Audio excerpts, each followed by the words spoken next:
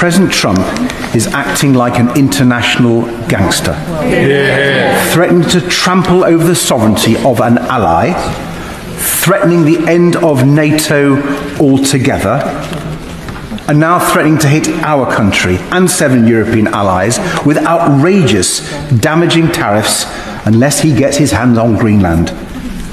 This is an incredibly grave moment for the United Kingdom, Europe and our world. Without provocation or justification, the President of the United States is attacking our economy, our livelihoods and our national security. Trump has put British businesses and jobs on the front line in his unprovoked aggression. The only people cheering him on are Vladimir Putin and Xi Jinping. Only a few months ago, Trump hailed the special relationship at Windsor Castle. Now, thanks to his actions, it is nearly in tatters. So how do we stop Trump's damaging trade war? For a year now, Madam Deputy Speaker, the Prime Minister has tried a policy of appeasing Trump, flattering him, fawning over him, refusing to stand up to him, because, he argued, otherwise Trump would hit us with damaging tariffs. Well, the Prime Minister has tested his approach to destruction. It has failed. It is time for the government to change course. We have to finally be clear-eyed about the sort of man Trump is and treat him accordingly. He is a bully. He thinks he can grab whatever he wants using force if necessary. And he is corrupt. The most corrupt president the United States has ever seen. So there are only 2 ways of getting him to back down: bribing him with a new jet perhaps, or a few billion in his crypto account, or standing up to him like we would with any other bully, standing together with our European allies to make him back down. That's the choice. Which one, Foreign Secretary? In Europe, nobody understands what is going on in America. So we don't understand what Trump does. No, we think it's totally ridiculous. It's a bit strange. In our eyes, as we see it, that a criminal can run for president. That's totally out of order in Holland. You can have a president who has a conviction, who has been convicted, but the president who is not born in the USA, that's a no-no. Somebody like Clinton, he has to be impeached because he lied. And then you got Trump, who only tells lies. I don't understand it. But it's also, we can't imagine that somebody who's 83, 84, what is he, runs for president. It has often happened that the guy or the woman who gets the most votes doesn't become president. And that's, in our eyes, that's ridiculous. This is the first time I've been abroad since the election, and I've lost count of how many times I've gotten the look, that look of awe and sympathy that I get when I tell people I'm from the States. In the past few weeks, I've been to the UK, I've been to Lithuania, I've been to Latvia, I've been to Estonia, I've been to Sweden, I've been to Norway, I've been to Finland, I've been to the Åland Islands. And everywhere I go, I get the look. I have never been ashamed of my country. Never been ashamed of my country. I served it for 16 years. And what I've had to do over here, after the 5th or 6th or 7th conversation, I had to tell them, I'm from Canada. I can't even claim my own fucking country. This administration that's coming in has painted a target on our backs. I'll always love my country, but I fucking hate the cowards that are coming in to run it. US News won't show you this.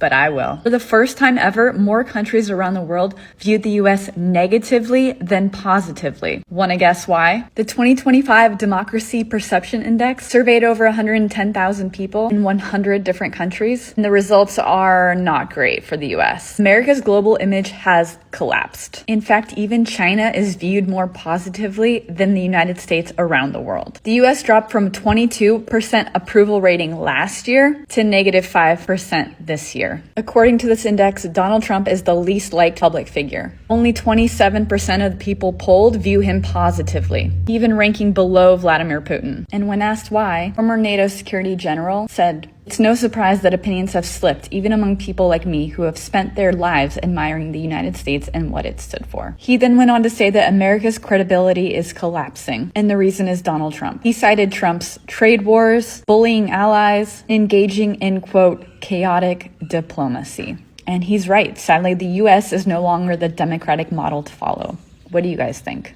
What is one country that you would not like to visit? Currently, it's the U.S. I have no desire to be in the United States. I haven't visited the United States until a certain authoritarian populist took over the country.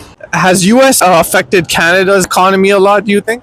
Yeah, of course. I mean, we've been hard intertrade partners for, many decades now. And with all the trade wars and tariffs that are going on right now, it's certainly put strain on both economies. And do you think Mark Carney's doing a good job to help us? Yeah, I think he was probably the right guy at the right time. He's got a pretty heavy financial background and approaches the leadership role almost like a CEO. America First sounds powerful. But what happens when putting America first start costing America its influence? Trump supporters say the US shouldn't sacrifice its own interests just to win international approval. Critics say alliance and trust are strategic assets, not weakness. So is America first making the country stronger or more isolated? Let's watch more clips and we'll come back to talk about it. So my parents and my sister went to Europe for about 3 weeks over the holidays. And they went to Barcelona, Portugal, Rome, Catania, and then in Sicily, where my grandfather's from. He's from this little town called Campobello. And so they went there, and they also went with my sister's fiance's mother and her boyfriend, who are from Colombia. And they, of course, in Colombia, they're like, what the hell is going on over there in the U.S.? But when they were traveling in Europe, you obviously spark conversations with people. And when they were asking my parents, where are you from? They say the U.S. and people are just like, oh, like, what the hell is going on there? What's up with your president? And I was like, did anybody say anything positive? I mean, there's got to be some people out there. They're like, no one that we interacted with. In fact, I know like my whole family, they're in Sicily. They're always like messaging my mom on WhatsApp, like, what's going on? Are you okay? But then they were in the little town that my family lives in, and this old man had come up, and he was barely could speak any English, but he had asked where they were from, and he was just like, Trump, like the way he said it. And my parents were like, no, we don't like him. And the guy was like, you could tell he was relieved, but he was just like, oh, yeah. So, yeah, that's the sentiment there in Europe. Obviously, I know couldn't ask everybody, but that was the main sentiment from a majority of the people that they talked to, which we know. I mean, I already freaking knew, but it was just interesting to hear. I know that there is one country that definitely loves our president, though. Actually, my friend used to date someone that lived in Israel, and when he came here in 2020, he couldn't go back home until he had the Make America Great Again red hat. And I was just like, what is the obsession? It's fucking weird. But yeah, and then she ended up moving there for him, and they're not even together.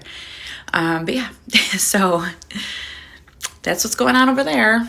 I want you to take note to the fact that America is literally collapsing. Like the world is watching us die. They're making fun of the fact that we had to stand in line for healthcare. Our food is poison. We're out here, burning stuff down. We're out here fighting each other. The racism, all of this stuff that's going on. And not one country is hanging an American flag to support us. To say, hey, go help Americans. Americans are dying in record numbers. Let's help them. Let's be on their side. Not one. You know why?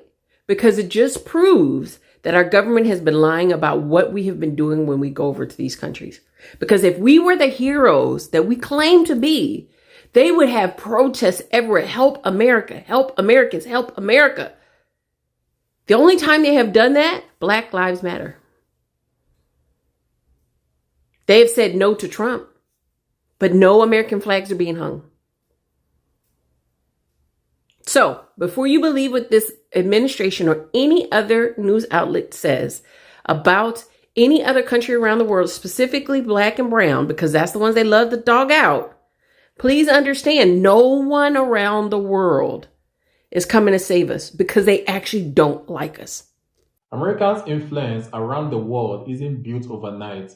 It's built through alliances, diplomacy, trade, military partnerships, and decades of trust. That's why the debate over America First is bigger than simply supporting or opposing Donald Trump. Supporters argue that the United States has spent too much time carrying international burdens and not enough time protecting its own interests. Critics counter that American leadership depends on strong relationships and that weakening those relationships could ultimately make the country less influential.